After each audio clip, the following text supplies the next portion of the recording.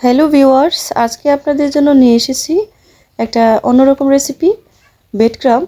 এই ব্রেড ক্রাম্বটি ঘরের মধ্যে বানিয়ে সংরক্ষণ করে রাখলে যে কোনো সময় ঝটপট রেসিপি বানাতে পারবেন। কিছু ব্রেড আমি নিয়ে নিয়েছি এবং ব্রেডগুলো থেকে তার সাইডগুলো কেটে আলাদা করে নিয়েছি। ব্রেডগুলোকে টুকরো টুকরো করে কেটে এখন আমি ব্লেন্ডার জারে ব্লেন্ড করে নেব। এখন ব্রেডের যে সাইডটুকু আমি কেটে নিয়েছিলাম সেগুলো কি করব? এটা দিয়ে এখন আমি একটা মজার খাবার তৈরি করব। সবগুলো সাইড টুকরো করে কেটে একটা বাটিতে নিয়ে এখানে সামান্য চিনি এবং দুধ দিয়ে আমি ঢাকনা দিয়ে ঢেকে রেখে দেবো 5 মিনিটের জন্য। 5 মিনিট পর যখন এটা অনেকটাই সফট হয়ে আসবে তখন এটা আমি আমার বাচ্চার জন্য পরিবেশন করব।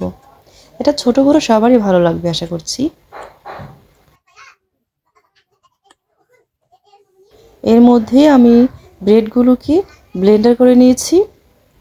দেখুন কতটা ঝরঝরা হয়েছে এই ব্রেডগুলো। এখন আমি এই ব্রেডগুলোকে আরও একটু শুকিয়ে নেব।